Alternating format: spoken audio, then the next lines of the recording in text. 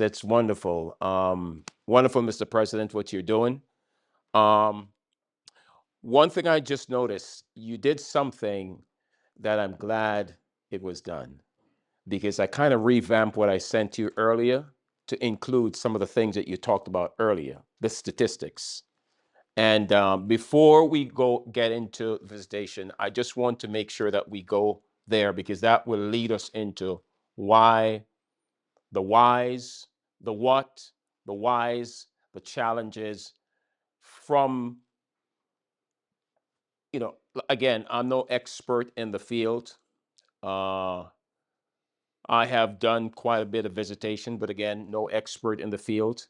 But I share with you my experience as well as some research that I've done. I've talked with some people, young people as well, and I share what I've learned from my experience and also some statistics with you in terms of. So we could actually, if we can give those out at the end, yes, and I will also make the updated presentation available, and you can share it by email. Yeah. So again, first of all, what I love that your president is doing is to affirm you. That's awesome. Affirmation is always good. But I want to start by saying that Jesus sees us too. He sees you. He sees what you're doing. The hospital visits, the what else? When you're praying with your folks, the long work days. He sees you. Just like we talked about this morning in the sermon. Not a condemnation. You may not have the best sermon, you may not have the best visitation, but he sees you. And he's taking note of that. And he's there to help us to grow and to get better. He sees when you're doing the quiet counseling. Nobody knows about it. He sees that as a bivocational minister. I was there in that field. It takes a lot. If you're committed, it requires a lot of effort. It requires a lot of learning. It requires a lot of sacrifice. So Jesus sees the sacrifices that you're making, sacrifice to even your family sometimes, right? So he sees you, and that's strong affirmation. And the fact that we are here today, learning how to improve our methodologies in terms of making the gospel simple, making it clear, and helping folks recognize that it is not about what you do, but it's about the Savior. That's number one. So I affirm, my friend. I sat there. I was texting my wife and I was telling her about the sister uh, Robidoux presentation because she's an educator as well, and she's just fascinated with it. So this is very well spent time. But having said that, um, I want us to look at this slide real quickly. Our church is one of the fastest growing denomination in the world. And I like what your president did earlier. He talks about the statistics and how it impacts the way how we do ministry, right? So I love that. But one of the things that based on statistical research from the Statistical Archive of the Seventh-day Adventist Church, I hope you go there from time to time to see how different regions are performing and what they need to need to improve in. But this is a frightening statistics to me, and we're going to get into see how this impact visitation. Right? Let's set the backdrop first. But the research in our church revealed that nearly four, your conference is doing better. You said 30%. 40% of every 10 people baptized eventually drift away from active fellowship. That's big. And this research is not based on death or transfers. They're just missing. You don't know where they are. This is from the Statistical Archive of the Seventh-day Adventist Church. I wanted to narrow this down by conference or region, but I didn't have the time to do this. But I also just wanted to reflect on the worldwide church. That is what's happening. We're baptizing folks, but we're not keeping them, right? So again, what this means here is the fact that evangelism brings folks in, and we're evangelizing, but shepherding helps to make them stay.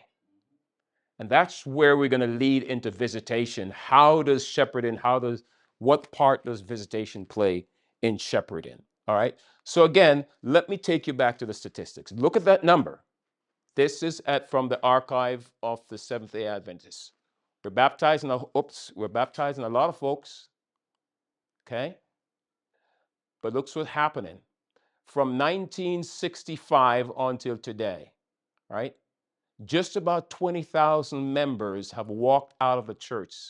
So out of 40 million that we've baptized since 1965, almost half of them, not by death, not by transfer, but they're out the door. Okay? That's the reality that we face as a church today. Now, let's just look at some more statistics.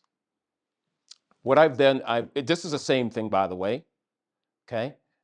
Showing the same thing, and that's from the Adventist Research Archive that shows that roughly we have roughly 40 to 43% loss. Yet we're baptizing, we're going out there doing evangelism, and that is good. That is absolutely excellent. That's what we're called to do. All right. So I wanted to look at a more recent data than the one that you saw before. So I went back into the archives and take a look at 2023 data. And what is this telling us here? We have added almost 1.5 million people in 1 year in our church worldwide, and more than half of them walked away. That's a serious problem. Very, very serious problem. All right. This is a research that is done by, you may recognize the name Robert Rice. Talk about youth retention. The gentleman pastor was there. He talked about that. Notice something here, that 77% remained at when folks if they have about 13 years of high school graduation from our schools. Look what happens there. 77% of those who have had 13 years of high school education rather, right? 77% of them remained. That's huge for our schools and for our teachers, by the way, and for our pastors to go into schools and to do the shepherding there as well, because that means that these folks will likely stay and be a part of the church, grow up to be leaders, different workers in different areas, contribute to the church's success in many areas. But look at the conversely, come on. Only 37% remained if they attend public schools. Now, this is not a session for advocating for Adventist education, but it works. It works, right? We're going somewhere with this. Now, another study by Warren Minder, youth retention, 98% retention for those with full Adventist education. That is powerful. And then only 50% retention for those without Adventist education. So that what this boils down to, pastors, is that community integration and identity formation strongly affect retention. Community integration, right? Identity formation strongly affects retention. How do we do that? Is the question. How do you ensure that this is being done? Formation, community integration, and all of that. All right. So those are some questions I wanted to raise and some statistics I wanted to show you. Now, I've also I said, okay, if Adventist Church is baptizing so many and losing so many at the same time, how do we stack up against other denominations? If you look at that, there aren't much difference. Right? And this is from the Barna and Adventist Statistical Archive. This is where this data came from. So if you can look at what the Catholic Church, they have a little bit higher rate of retention than the Adventist Church, although it may be slowly, getting worse, right? But the fact is that people are coming in, people are leaving the church. That's the fact. Okay. So I looked at this, did some research, and I looked at this article here. And one of the things that this says here, it says there are 7 strongest predictors of Adventist members' retention. 7 of them. I'm going to show you that real quickly. And this is what it says, that several Adventist studies, particularly those summarized by, Montes Salin and those gentlemen listed, names listed there, they have identified some common factors that influences whether someone will stay or whether they will leave the church. Okay, and I want you to take a note of these 7 factors listed there. Number 1, is there any surprise? Number 2, early involvement in ministry. Members who are given a role within the first year, significantly higher retention rate. Integration, all that good stuff.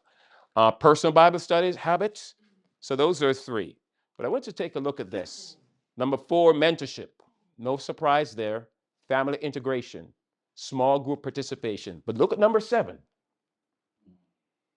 That's what we're going to talk about this evening. These are the top reasons why folks say that they remain in the church. Number 7, pastoral and elders visitation. They said that those who receive that have a greater probability of remaining in our churches. And so what that means is that this is one of the very important cogs of pastoral ministry. Extremely important. What is missing from the 7? Let me go back. There's something that is missing from this list about how your members, what indicates whether or not someone will stay in the church. What is missing from this list? 1, 2, 3, 4, top 7, 5, 6, 7. Anybody? What is missing? You asking what should be there or what they forgot to put in? Well, based on the research, this is what they're saying are the top 7 things. There may be more, but these are the top 7 things that shows someone will remain in our church. What is missing? Something we do every Sabbath: preaching. Preaching is not on the top 7 list why people remain in your church. Now, Pastor Crespo did an excellent job this morning talking about the dynamics of sermon and all those, and that is absolutely amazing. That's what we're called to do, right? That's our job. But an important part of the ministry has to do with this guy here. Whoops, why do I keep doing that? Has to do with this guy here. Is it a fact to do? Well, if it's a fact, that's the question. It's a factor. Is it a factor? Yes, that's what this says. That's what this statistical result said. It is not on the top 7. It's not on the top 7. That is correct.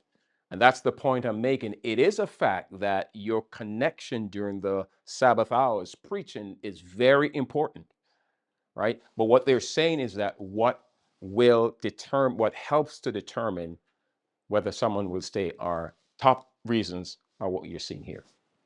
So can I just throw something? Sure, go right ahead.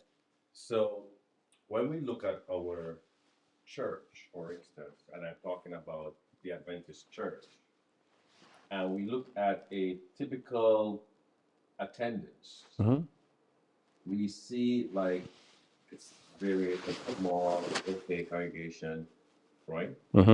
Then when we look at the evangelicals church, we see mega complexes with thousands of people. What's the difference in regards to why people are attracted to the evangelical message, or the pastor, as opposed to the Adventist? Can I? Yeah, go ahead, Pastor. I think I don't think it's a clear-cut answer. I can tell you just my own thoughts on it, because the easiest thing to say is that the people love easy things. But that's not the answer. No. Listen to their sermons. a lot of their sermons are relevant to what they're dealing with today. Mm-hmm. They're absent doctrine, which is a bad thing, Mm-hmm. but they're touching on relevant things today. We are, like we were saying, we're so structured Mm-hmm. that in many cases we're not touching people at the point of their need. That's correct. And we're seeing that that's the most frustrating thing when a pastor who's not Adventist is speaking the gospel to a problem. Yeah. And we're like, Yeah. so it's more than that, but that's one thing that I think. That is one thing. Yeah. And then you can comment Yeah. afterwards. And this is a question to you. Mm-hmm. How does the charisma of a pastor plays into the sermon that is presented and the relationship to the Mm-hmm. groups? It's a very important point, and perhaps we may not have the time to go through all of it, but let me just say what Pastor Crespo just said. The big caption there is engagement. They're engaged because it touches them at the point of their need. You follow me? So it's engaging those folks. So the messages that we preach, those type of messages too. And there are other dynamics, there are other situations that cause a lot of us, because if you think about it, you may have those large churches, but in the broad context, the Seventh-day Adventist Church is much larger than those churches, right? But it's really about connection, how you're connected with the folk. As a matter of fact, we did a study. I did a presentation years ago with Pastor Cadet at the Berea Church in Boston, and one of the things Pastor Cadet talked about, and I never forget it because it's proven, right? Young people in our churches, they want to feel connected, right? They want to feel connected before they commit. So you preach a gospel, love and all that, but if they don't feel connected, they don't commit. Most young people will do that. Most Barna research will tell you that. Pew research will tell you that, and even our Adventist statistics. Young people, they want to feel connected first. And how do we connect with them? And how do we connect with each other? Because there is a mission there out there for those groups that we find that they're leaving church so quickly. Those 20 million people baptized, come into the church, and then leave. How do we recapture that spirit? And one of the things that I believe, Pastor Crespo, is I believe that any evangelistic campaign that is organized and structured, very well structured, very strategic, without a plan for retention that is not complete. Without a retention plan in your evangelistic strategy, you have your budget, you have your Bible workers and all those things. That's not a complete evangelistic plan. You must have that strategy in there for that to be complete, because the fact is that you're going to see this until we find something different. You're going to see that trend until something changes. All right? So preaching is not there. It's important, but the long-term connection in our church and many churches, it needs to go beyond the pulpit. All right? So let's go forward. So the question is, I was listening to a podcast. Do you know this gentleman here? David Trim, Director of Adventist Statistic Archive. He has a long hair, British accent. Yeah, I was listening to a podcast that someone was having with him, and the person asked him the question, what is the greatest, having looked through all these statistics, what is the greatest need of the church? This was his answer. The greatest need of our church is that we are going to have to align with Christ. We're going to have to align with Christ. That's a broad statement, by the way. But if you look at it, you can see that it matches up well with what Mrs. White says. What does that say? You familiar with that quote? Christ's method alone, right, will give true success. What is that method in reaching the people? The Bible says that the text says the Savior does what? And what else? He showed what?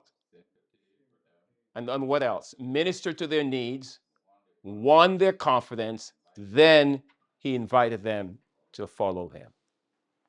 What this tells me that Jesus comes close to people. That's gospel. He comes close to people, right? So, this is what Proverbs says.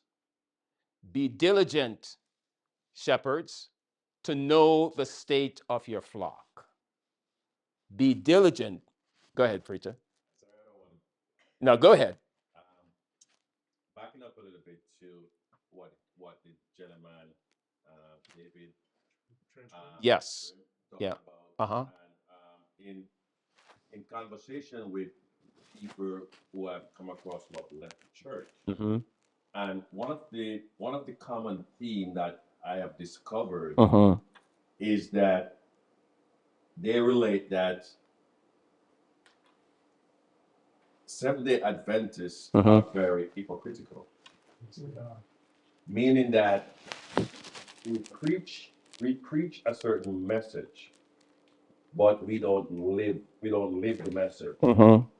That's one of the comments that Right. I've get across. And you know, we love to use that Christ method alone. Mm-hmm.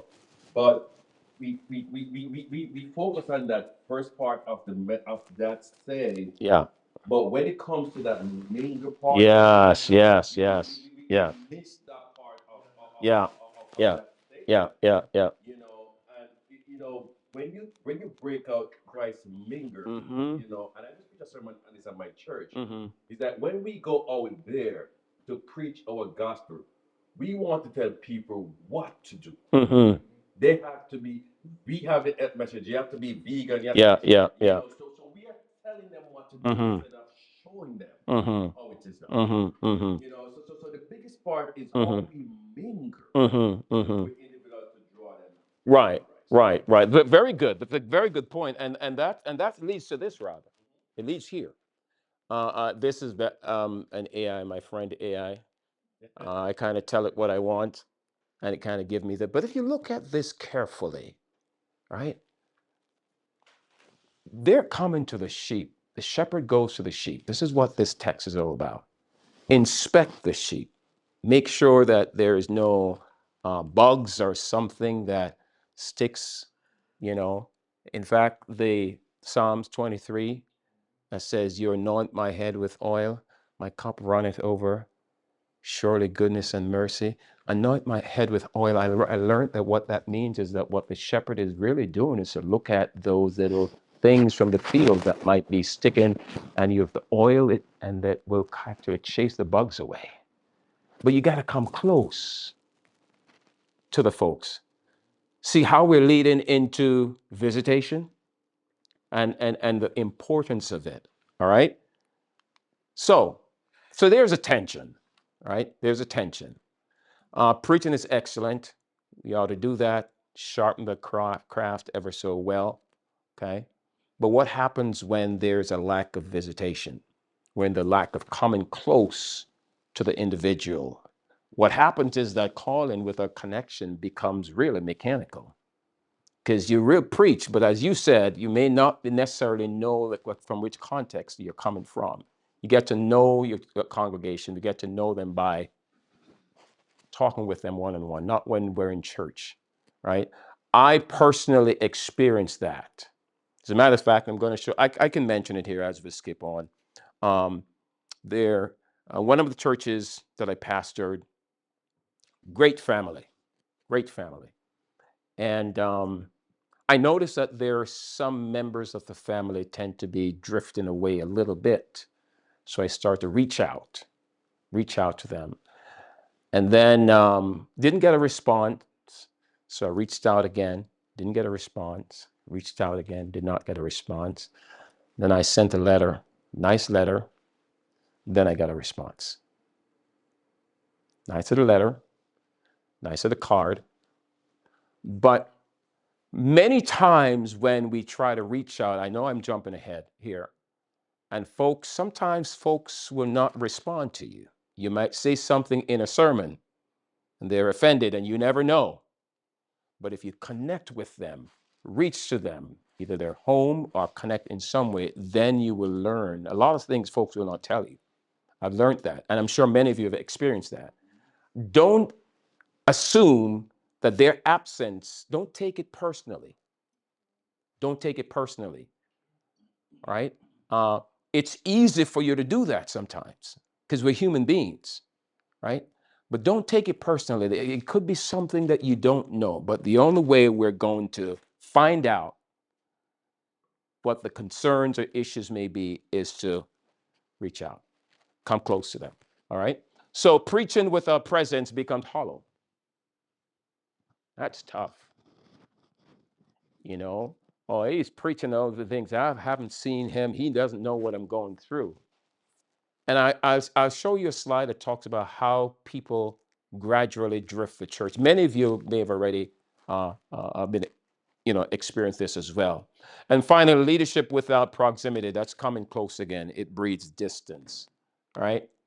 So the question is visitation. Let's get into it. We've looked at the statistics, looked at all of that stuff, talked about something. What is visitation? What is it? Why does it matter? I think you can see the answer already from the statistics. What is visitation? Anybody? Go ahead, my brother. Visitation is, from my perspective, is showing the member that you're concerned about, not just on Sabbath, but you're concerned about them. Okay. So you go close to them. Very good. Anybody else? What's visitation?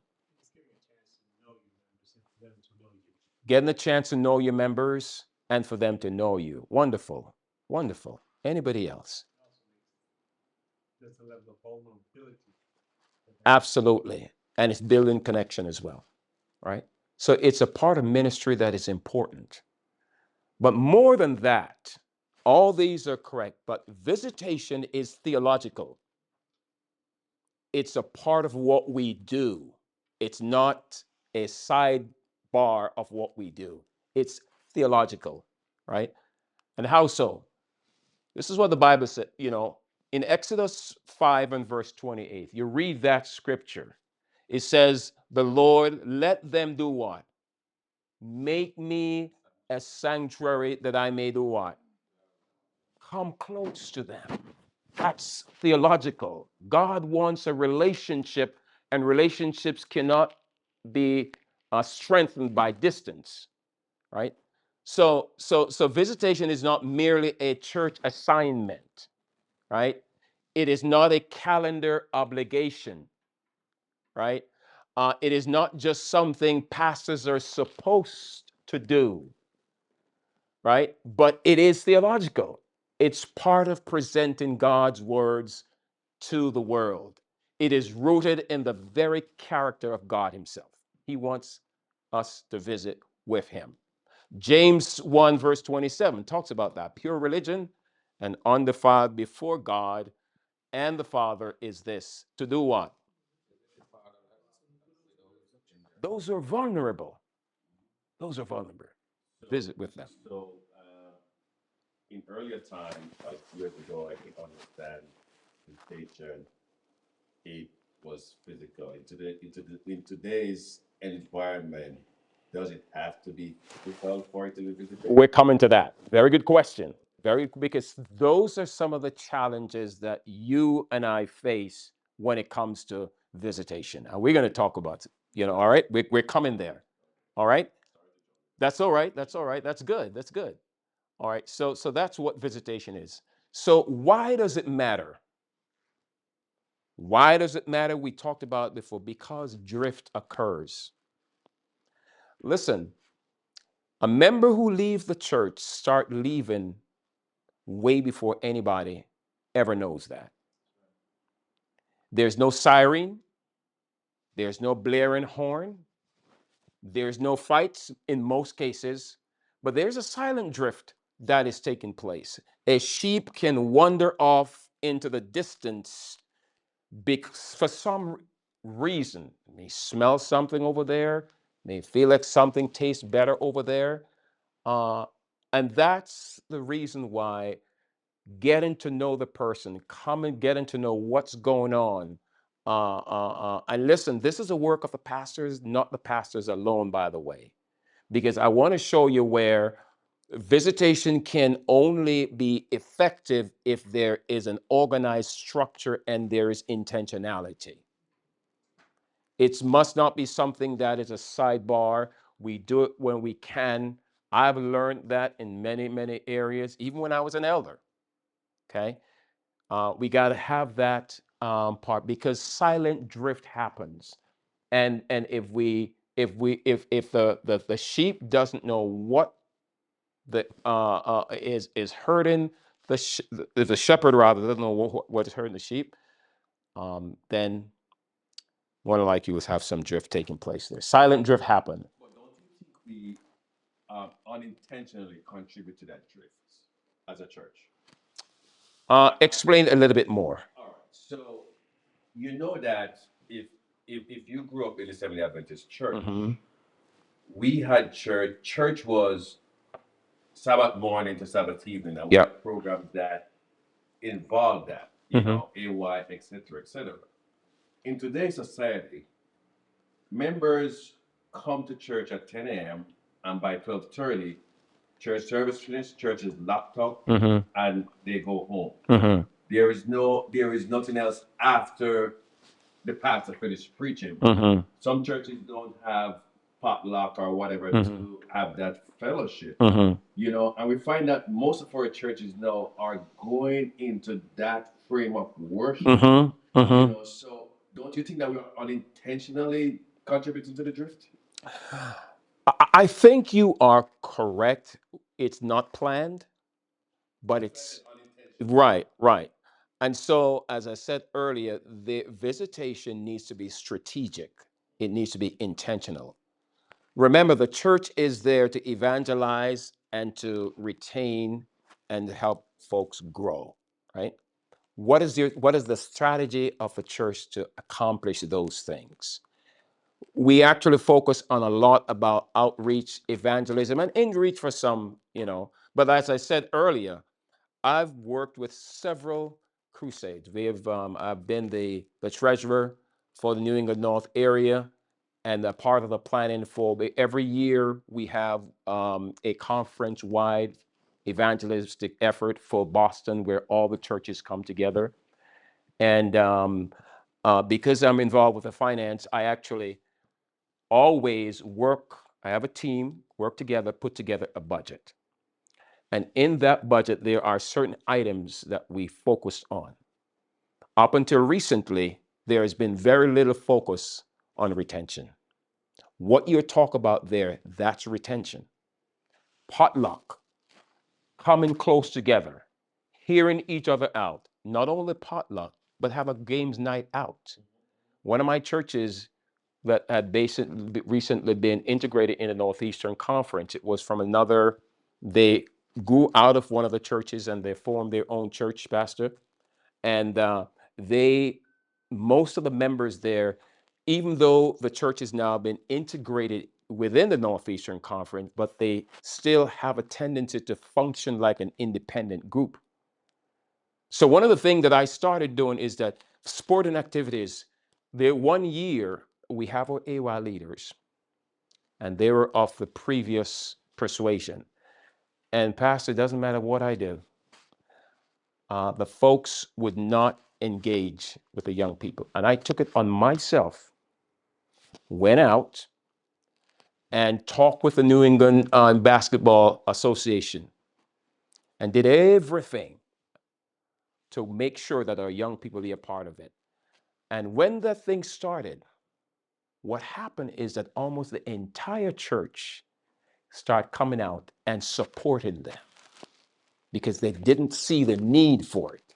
So all we have to do is to help people understand the need for these events, be strategic about them, because it's all about the silent drift and all about trying to know what's going on and what will help the church to continue to be strengthened and individuals to be strengthened. Did that make sense? All right, so let's move on. So go ahead, preacher. my ministry, um, I'm being sent to from church to church. So there's not really any time to connect, se- even with my own church. I'm basically at my own church, Mm-hmm. at best twice a month, Mm-hmm. mostly once a month. Mm-hmm. And so, and the pastor is Mm-hmm. there, basically once a month. He does a full, day once a month, then he does Sabbath school, and he has to move on to the next church. But, um, logistically, it's a nightmare, Yeah. you know. Yeah. And that's one of the challenge. Yeah. Like I said, you're trying to touch bases with many churches, Mm-hmm. and you don't have time to zoom in on Right. the problems that some Right. might have at one or another church. Mm-hmm. And that's a big problem that a lot of churches, especially if we have multiple districts together. But remember what we said earlier is that it has to be strategic. The pastor alone will never be able to accomplish these. So once you're strategic, you have it intentionally planned. And I'm going to show you a slide that talks about who, what, where, and when, and how to do follow up for accountability. All right, we'll talk a little bit more about that. But that's a problem that we have. Even when I was, we didn't have a pastor at one of our churches, large church, well, more than 400 members. I was head elder at the time, and we run into that. And I was a young parent. But what we had to do was to organize the church in groups, small groups within the church, and make sure people are connected with. I'm sure your conference does that, you know. All right. So let's move on here. So we said quiet drift occurs, um, but the bottom line is that visitation, not necessarily presence or so forth, right, helps to really interrupt that quiet disengagement because it's happening. When shepherds don't show up, these are some people who may be struggling with some things and we're not aware of them. The cost of that, your marriage is broken apart. We don't know what's going on. Again, you get the thing, mental health struggles and long-time members quietly disengaged and people are disgruntled. All of that stuff happens. So the only way we can do that is to really start to have an intentional program where there is connection. All right, there is connection with them. As I said earlier, we find that we're in a church where baptism often exceeds retention. It's good to have baptism, but retention is there as well. Okay. I know it's late. Some of you are tired, so I'm going to try to go through this as quickly as possible. But here are some of the reasons why intentional visitation matters, and we talk about how. Okay. Research supports those things and the impact. We talked about that. I looked at the General Conference Office statistics again. And if you look at number one, what it says there is that most members disengage relationally before they disengage physically. Yeah? We see that, right? And it also says that consistent pastoral contacts correlate with church engagement. All right, we'll talk about that. Relationship building, uh, uh, um, structure, follow up, increase retention. Yes, look at the term. It says structured follow up. All right, and meaningful interaction with church leaders strengthens commitment. This is what research is showing us. All right, I put this slide in there because I was looking at a Barna research. This was done in COVID, but the relevance is still applicable. I highlighted this one here. Whoops. I highlighted this one here. Not quite sure if you can see it, but I apologize for that. But notice something here. They asked the question, okay, if you've had contact with someone in leadership from your church, an elder, the pastor, or so forth, 30% of those people who are practicing Christians, it's not Adventists now, who are practicing Christians, 30% of them says that during that time, they have had contact with someone from the church. High or low? Is it high or low? Good or bad? So? Depends. Let me hear what you're saying. Well, well, 30% is low. But when you consider the church too, and the leadership, Yeah. and, how much help does the pastor have, and all of that. Yeah. 30% is low. That's one way to look at it. But look at it the other way. It's devastating. 70% does not. That's devastating. Okay. And then for the non-church, you can see the 4% as well. So I just thought I would just bring these reality out just to help us to recognize areas that as pastors we can become more intentional and strategic about, right? It doesn't necessarily mean that we as pastors will have to increase our workload if we have already been stressed with it. What it means is that proper planning, have a system whereby it may work for one church, one system may work for one church, it may not work, it may work for another church, but have a system in place where you can get in touch with someone, you can get to know them. Have a system in place. Doesn't mean that, like I said, your workload is going to be increased. It may, but just have a system, because pastoral visitation changes the narrative. Elders and pastors visitation, it really changes the narrative, because that's what folks are saying. Look at this here. 57% say engagement with pastors is central to their church experience, right? 35% said disengaged Christians said they felt they couldn't be honest about their life. This is leading up to what this brother pastor was saying over here. Why?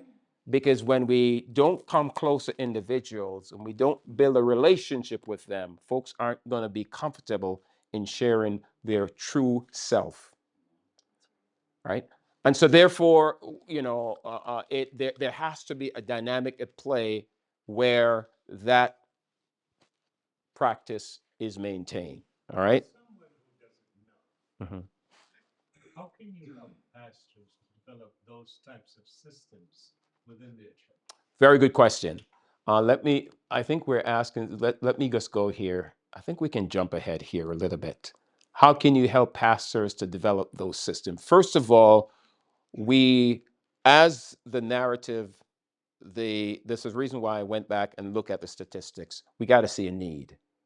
We got to first demonstrate that there is a need for that. We have. Now we have to say, how do we do that?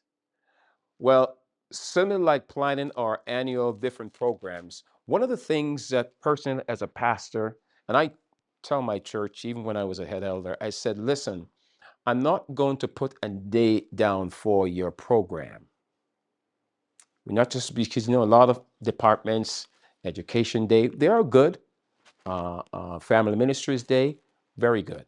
Okay. But what I do in my church, every other year, used to be every year, but every other year, I do what we call a SWOT analysis. As a finance person, we know what that is. You look at the strength, and what else? The weaknesses, what else? SWAO, opportunities, and the threat. Right, the SWOT. You do a SWOT analysis. Okay. What we do well, what is a threat? Do the same thing. Same concept works in the church. Do one yourself as a pastor. Never walk in one of those meetings unprepared.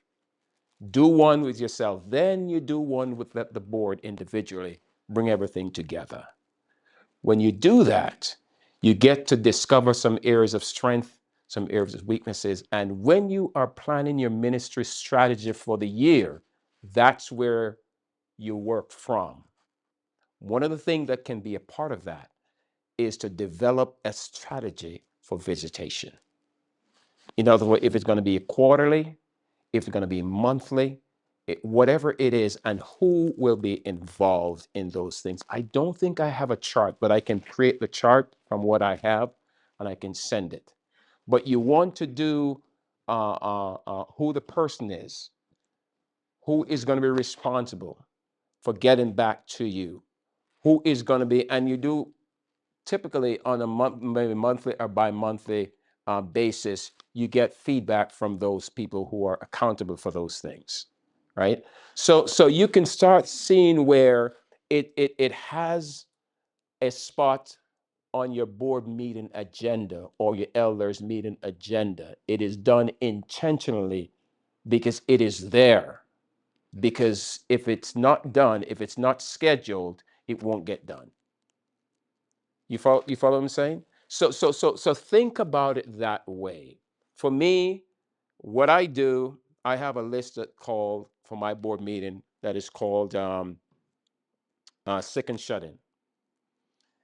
And before we go into evangelism, at every board meeting, well, mostly every board meeting, it's there. Sometimes you don't get to do it. You have that section there. You discuss that. Okay, you were responsible for reporting on this person. Give me some feedback. What did you do? How's the person doing? And you pray together as a church. That's visitation. That's connecting with them. But it has to be intentional. It has to be placed on your agenda. It has to be scheduled, because anything that is not scheduled because your time is so busy, it won't get done. So what we have seen here, there's a great ministry that is out there that is beyond reaching out in the traditional evangelistic manner, but there's a great need to minister to those who have drifted away. That's retention strategies. Okay, did that answer the question? Somewhat, but I'm going to get to a slide that will probably do it a little bit more. So again, visitation is theological. We talked about that. We need to come close to them. Common issues, common challenges that, how much time I have, Pastor? How many? 10, 15. 10, 15 minutes? Okay. Common challenges. What are some of the common challenges? Time, right? What else? Awkwardness. Sometimes as pastors, and elders too, we feel awkward in visiting someone. The person might be an abrasive personality. You may not want to visit with them. Person might be what we call a hard person to get along with, and they're not coming to church, But those are some challenges. What else? Emotional fatigue. We get fatigued sometimes as ministers. And one thing I want to share with you even from my own experience, always minister from your overflow. What does that mean?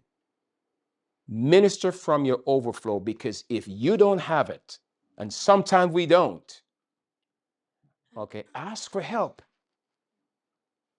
There is no danger, or shouldn't feel embarrassed in asking for help.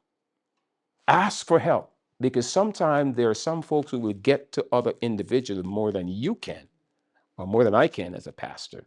Ask a senior pastor, talk with an elder, right? But ensure that when you're doing that, make sure that we're not disclosing anything that was shared with us in private unless the person has approved it, or if that person will completely disengage. Go ahead, preacher. I think one of the general features in church bulletins is a little note that says, but if you need visitation or special prayers, Yeah. and the pastor's number is there, the head Yeah. elder's number is there. Yeah. Now, I know that for me, my experience, one of the reasons visitation is very important. You get to connect with people Right. in a way you're not able to connect with them on Sabbath Right. in the church, because Right. it's sort of limited time. Correct. Other than that, the environment and all that. And so when you go to people, you go to them, get an opportunity to get closer to them, and they get to open up to you. Correct. Correct. That's powerful, by the way. You know, you don't really necessarily preach about private situation, but you know, in general, an area that you may want to tap into. For example, I was inspired recently to create a series of messages on emotional wellness because based on what I've observed by talking with different individuals. I had someone come in, and I now have my series that I'm going to be doing the same thing too. So that's what visitation does, connection. And you connect with those individuals. You're listening to them. You're developing strategies on how to meet them at their point of need. And visitation helps to do that. All right. So we have emotional fatigue. We know about the time pressure. We all do know about that. Those are some challenges. And we just have to, how we work through it, we have to develop our own strategy. And one way is to make sure we have good time management skills. Like again, we do it, we visit, we call, Zoom. There are different ways that we can do it because, you know, connection, preachers, is not to go to the person's home. That is important. But connection is getting to the hearts that are in the home. If there are some individuals who, some reason, and you've faced it before, a lot of folks, especially after COVID, they don't want the pastors to come into their home, right? It's a reality. But still, we ought not to allow that to cause us to disconnect because we want to get to the hearts in the home. And there are different ways to do that. All right. So time, you know, visitation competes with our sermon preparation. It does. But again, having a structure where you get the elders involved. Go ahead, my brother. As it pertains to visitation, what would be your recommendation in terms of a pastor visiting a member of the opposite sex alone? Alone? That's not a good idea. I would say that's a poor idea. Okay. Yeah. Yeah. That's poor. Bring. Because that also presents a problem. Absolutely. Because if you don't have someone to accompany you, Yes. you tend to stay away. Yes. Yes. It does. It does. But you know, as ministers, your conference president, I'm sure, also talks to you about that. And I remind myself about that. Avoid the appearance. If it appears that it will be a conflict of interest, stay away from it. And so when we're visiting, you know, we can still get to the person. If they want you to come to your home, well, you can say, I'll take my wife goes on visitation with me many, many times. And you know what? She makes it more effective, more impactful. Because as a teacher, sometimes she's there and there's a child there. She just has that in her. Just to keep the child and just to minister to that child. It's wonderful. Take your spouse with you. If you're not married, take a trusted friend along with you. But no, not alone. Yeah, that's what would be my recommendation. The Bible teaches that 2 by 2 is best. So we have the time pressure. We have schedule conflicts. You know, we have sometimes some folks who want the what do you call it in your conference? A full-time ordained minister. If you're not there, they probably don't want to talk to you. I've seen it. I've experienced it. Right? I went into a church once, elder, just there, and this church, the individuals, they were not ordained, and they were practicing communion, serving communion. And traditionally, I went in and said, no, no, no, you ought to be ordained elder in order to do that, and show them. And the person went away and didn't talk with the senior pastor. Person was stewing behind my back. Talk to the senior pastor. Have a good relationship with your senior pastor as well, because sometimes you will learn stuff that you never knew about when you see folks are resisting, you know. So yes, those things do happen. All right. So again, pastor alone, expectations, and members' resistance. So we're going to go through just real quickly common visitation challenges, conflict, emotional fatigue, boundaries. This is a big one, folks. We talked about that. Boundaries, safety and credibility risk, health practices, feeling unprepared. Sometimes we're drained, right? Lay pastors often meet needs beyond their training. And folks, when we get into a situation, never be afraid to refer somebody to someone who has the training and the skills to address certain issues. Be open and honest about our limitations. We all have them. And sometimes because we said, well, I'm not necessarily skilled in this area, I'm not going to do that. Refer that person to somebody else, a trained counselor, someone who has been trained so that they can do that rather than leaving them alone. And don't, one of the things I say to myself, I'm not going to respond to something that I have never been trained to do. It's all right to say, I will get back to you. It's all right to say that. I'll get back to you. I'll talk with the conference president. I'll talk with someone who has the proper training and probably, in that area. So this seminar, don't let me forget your question, Pastor. Remind me about your question again. Which one I asked? So many. The first one. The visiting in person versus visiting, is that the question? That one? Yes. Yes. So we're coming there. And so, pastors, listen, the big thing that I want to mention from this as we look carefully into visitation and how we can implement strategies, and we're going to talk about that real quickly, is that you cannot share what you don't have. A personal connection with Jesus Christ is number one. Personal connection, right? And notice this, that if your visitation, Pastor, should I say this? I have your permission. If your visitation is competing with your time with Jesus Christ, stop it. If your visitation is competing with your relationship with Jesus Christ, that's not something that you continue with. Get to Jesus first, and then he will fill you, and then you can minister from your overflow. All right? We serve from overflow, not exhaustion, not because it has to be done, but because it is a ministry that God has touched upon our lives to do. So I like this quote. One of our classmates over 20 years ago shared this quote, and I never forget it. And so, yes, he says this one here. He read the quote, and I never forgot it. I went and looked at it. It says, beware of anything that competes with your loyalty to Jesus Christ. The greatest competitor of devotion to Jesus is service for him. Tweet that if you can and remember about it. Huh?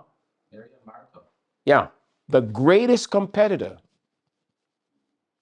right? Don't leave Christ out. Each of you should be whatever, if you should use whatever gift, so you share what you have. All right? So let's move on. Strategies for dealing with challenges. We see this in the Elder's Handbook. We're going to pray before, that's number one. Listen more than we speak. That's us try. We develop those things. Sometimes when we go to visitate, we want to provide answers, but listen more carefully. Sometimes it's okay to leave without giving an answer, but listen reflectively, ask questions so that we can understand those. Don't traffic in criticism. The worst thing we can do to make our visitation less effective is to stay in that lane. If someone criticizes the church, we don't necessarily have to offer a response or criticize someone else. We can hear and move on to something again. Those are some strategies, because you will find it as you go out there. Well, what do you think about Pastor so-and-so? What do you think about? Don't traffic there. It can really, really derail our ministry. Don't betray confidence. Keep visits reasonable time. Leave from room for follow-up later on. Okay. All right. Confidentiality, we talked about that. Guarding confidentiality. Why it matters? Because people will only open up to the level they feel safe with, right? And sometimes someone may not feel safe with you, not because you've betrayed their confidentiality, but they don't haven't established that kind of relationship with you. I learned this recently when we go visitation. You know, it's called the peace framework, a shepherd's approach to conflict, because sometimes visitation is dealing with conflicts, right? Slow down, right? Pause, empathize, listen fully. Have you ever been in a situation where you speak before and then you feel like you could put your feet in your mouth? You know that expression? Yeah. So that's a part of visitation. Align, shift from me versus you to us when you're discussing situation. Clarify, end with grace, lead with calm, listen with care, speak with clarity. Always leave room for grace. And then active listening, we won't go through all of this, but again, folks, when folks are with visitation or even on the phone, folks call, ask questions, listen more, reflect back what they say, avoid rushing to fix things, because sometimes people really don't want something to be fixed in your visitation. They just want a voice to listen to. And if you cannot offer that opportunity, refer them to someone else. Would you like me to have some person? As pastors, we address different things. I spoke to a lady once. She's an excellent lay counselor. And I say there was a gentleman who was sharing some concerns with her as a person in the church that he respects and so forth about his wife and the struggles that they're having. And I had to counsel the sister, be careful about filling someone else's emotional bucket. It's dangerous grounds. Okay. So, be mindful of those things as pastors when someone's emotional bucket is being filled by the opposite, as Father Brother asked the question. Be very careful about that. That's a red flag right there. And what I said to her, I appreciate what you're saying, but I think that what you need to do is to reframe this and refer him to somebody else to protect yourself. Okay. And it's okay to say that. So that's a part of visitation. All right. So the simple rule in visitation is, when you go, first of all, this is some of the hows now. You build warm connections, build warm connection, have a, good conversation with them for about 2 to 3 minutes. You do their spiritual check-in, ask open-ended questions, because a lot of time to go visitation is say, how are you doing? Oh, I'm good. And deep down, you're not good. But ask open-ended question. What has your week been like? Open-ended question. Okay. Your children, tell me about how well they're doing, because that's all a part of the visitation as well. Because sometimes a person may not be coming to church, not necessarily because of their personal challenges, but challenges that they're having with their children that end up being personal as well. Show that we care. That's what the shepherd does. Scripture and pray. But in terms of length of visitation, my suggestion, others have suggested it, 20 to 40 minutes. Yeah. Leave room for more. All right. Again, Christ's method. So this is where we're going to go about strategies and all that stuff. So real quickly, I want to go through this. You will have the file. We talked about creating the systematic list. Be strategic. All right. There are different types of visitations. Some of them are evangelistic in nature, right? Crisis care, boundaries, and all of those things. But let me jump out. How the flock requires a plan. Here's what we can do. This is where we get down into the weeds now. All right. This is some of the questions that were asked earlier. How many active members? Before we can develop a plan, we got to look at how many active members we have. And you don't have to do this by yourself. The church clerk can help with that, right? Who has been contacted this quarter? This is a plan, okay? Who owns the follow-up? This is some practical things. Doesn't always have to be the pastor. What tracks spiritual wellness? And each church, you can develop that. Is it attendance? Is it engagement in various program? What tracks that? How many guests were present each quarter or week? So if in your church, you can use some of these and develop a strategy for ensuring that your visitation is scheduled and it is acted upon. All right. So you'll have these, right? So here's what somebody asked a question earlier. What does sustainable visitation rhythm looks like? You don't have to do everything all at the same time. You can bite it a little by little. Maybe say first quarter, you may look at active members. Who are the active members? See what the picture is. In a small church, that is easy to be determined. Who are at risk? How do you define members that are at risk? Okay. How do you minister to new members? Did you know that statistics has shown that when a member joins your church, between 1 to 3 years, that's when they usually leave. So what we want to do is to make sure we engage them right at the front. We had a gentleman, baptized him about a few weeks ago, about a month now. And he was a former Adventist. And then as soon as we baptized, we had the Elevate seminar, Northeastern Conference. So one of the sisters came to me and said, Pastor, what do you think about that? I said, great idea. What do you think about sending him? Well, I know some members would say, well, he just got baptized in the church. He's not an officer. So let his feet get wet a little bit. I said, absolutely not. Send him. Now that's some people may not agree with me, but if you can challenge me, the detriment in sending him, I'm open to that. The young man went, he never had that experience before. He has never been in fellowship with so many Adventists before.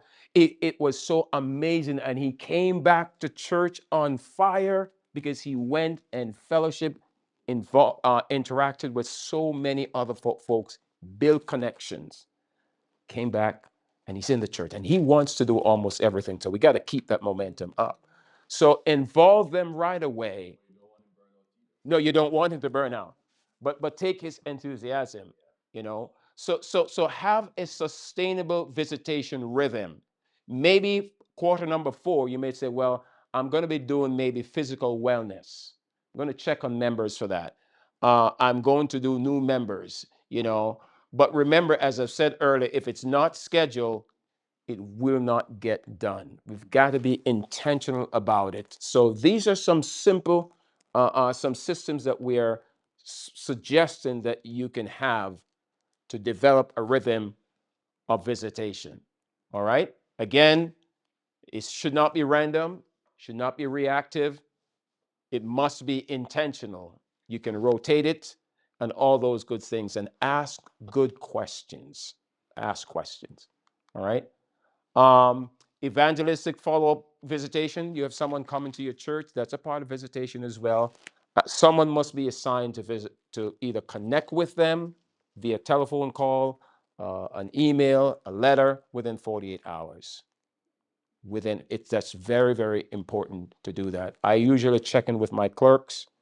Have anyone look at the name? Has anyone contacted this person? How do I help? Sometimes I do it myself personally. But again, timing is important. Build relational bridges. Truth travels best through relationship. All right. Always keep that in mind as we minister. Let's skip about that. We go there again. Again, we said, remember, what do we do when members said, I don't want pastoral visits? That's okay. There are different tools that we can use. Here are some of them. You use them all the times. The idea is to get to the heart, not the home. The hearts that are inside the home. Now, I shared this one with you. I had another person who did the same thing, Pastor Crespo, and actually more than once. I called my dear wife, bounce off people you trust. I said, why is this happening? Is this something that I am doing? And call the person, no response. Call the person, no response. When do you stop as a pastor? When does it get to the point where the person could say you are harassing them? It's reality. When do you stop?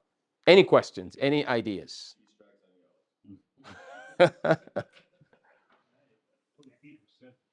I know. When do you stop? Because that's what we do, right? But when do you stop? I've developed a plan. 4 calls followed by a letter. 4 calls followed by a letter. Should I share? Yeah, I have it there. I didn't put it in the other thing. So it's an example. Very cordial. But the idea is that I have not neglected you. The church has not neglected you. We have been trying to reach you. We were not able to leave a message on your answering system. Okay? This is just an example. Say what you've been doing, how you still love the person, you'd want them to engage with you, but put it back on the person to say, when you are available, my doors are open 4 times. Right? Substitute for the letter? Emails can, but a letter does more. A letter does more. Send it off. That's it. Do you give up on the person? No. You pray for them. But as far as reaching out, you've done what Jesus would have done. Even Jesus says to his disciples, there is a time when you walk a city, they won't listen to you. What do? Shake the dust off your feet and move on. It is not our job, you see, to be crucified for anybody. Christ has already done that. All right? So again, 4 steps: listen, encourage, pray, follow up. Visitation. Personal testimonies, you all have them. You can share in visitation. We're going to be wrapping up now. But one thing I must say to you, in my experience, visitation, especially hospital visitations, remember the timing.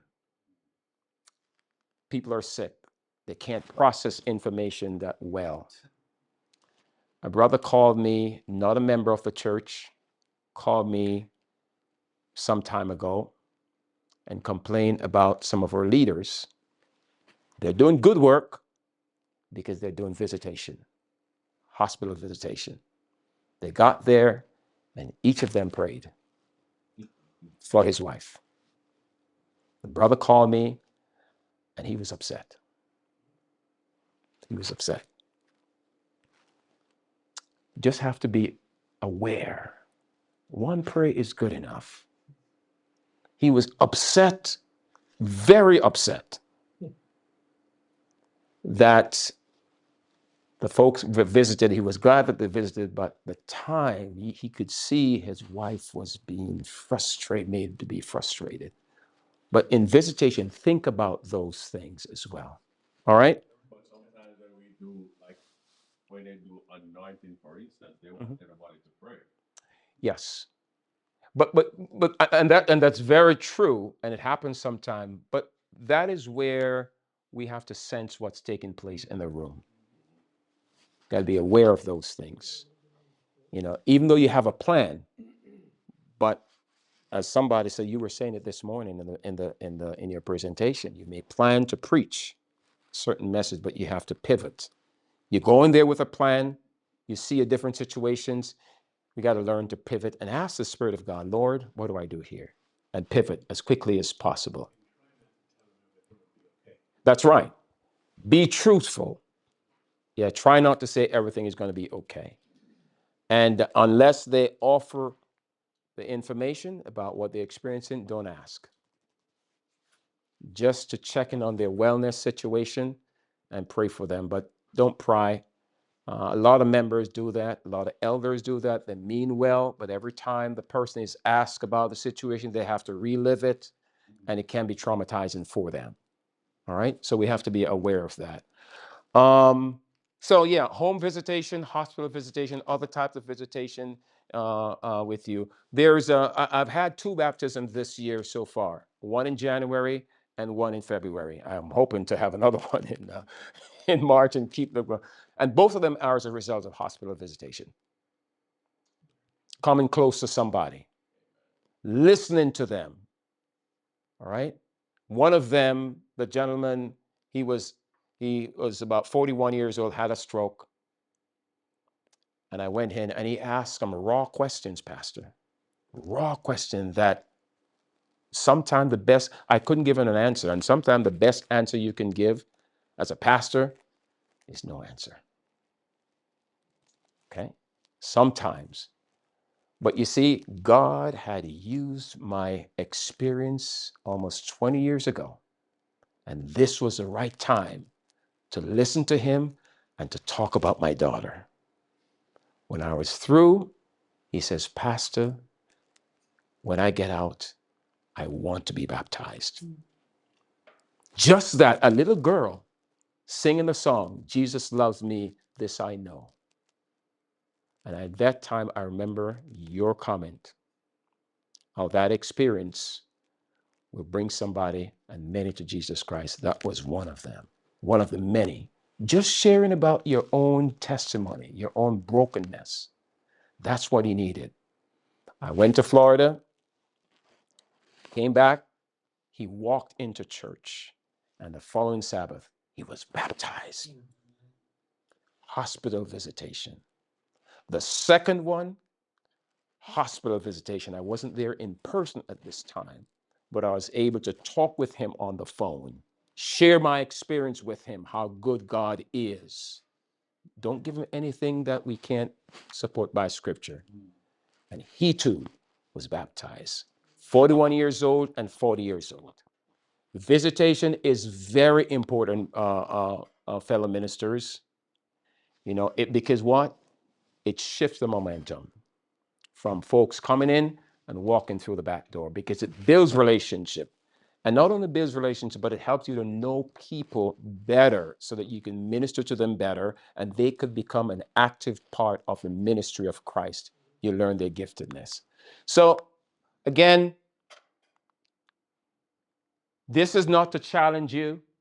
This is just some reflection. It's not to challenge you. Do we know who is struggling in our churches? Okay. Do we know who is drifting? Do we know who feels unseen? This is, like I said, not to challenge you, but it's some reflection. And you elders, the church clerk, this is all about committing to knowing your sheep. That's all there is to it. Yes, community is an opportunity to do that as well. So we're going to finish here. You have this in the slide. We can look at effective visitation plan. You can go through it. It's biblical foundation before practical execution, structure, support, sustainability. We talked about that. Accountability strengthens faith, all that good stuff. All right. But it must be intentional. It must be relational. We have to listen very carefully, focus on scripture engagement, prayer with specificity, by the way. This is what I teach my elders to do. Someone is struggling. We're going to pray for them. Our prayers must be specific to the issue that they are struggling with. Oh Lord, bless the family. No. If God bless that family, how do you know and how do they know that that prayer is answered? Specific in your prayers when we're going to folk, and that's how we do that, and that's how we get to know them. We're specific with them, especially in private. All right. And then you have some clear next steps, but have the follow-up. Again, this is just this what I'm suggesting for hospital visitation. You know, your calm presence. There are some folks that I don't take my wife to visit with them in the hospital, because before you know it, she's walking to the hospital, and I'm not being chauvinistic now, ladies, but my wife is a very compassionate person. And then before she walks in, the tears coming down. I said, honey, see if you can wipe your eyes first, you know? And if there's, in some cases, preachers, you might not be able to visit someone in a hospital, because the first time I went into a hospital to visit with a person who had been affected by a serious motor vehicle accident after my daughter, it was tough. But thank God he gave me the strength. All right. So spiritual reassurance, brief, dignified interaction, emotional stabilization, and all these good things. These are some stuff that, and it will be there for you to look through. Any questions before we finish? Did I answer your question, Pastor? Okay. In that last section in regards to, you know, the email, the text, Yeah. Zoom. Very good. Very good. Anybody else had a question? Did I answer your question, Pastor? Yes. Anybody else? Any question? I thank you so much for your patience. Thank you, preacher, for having me.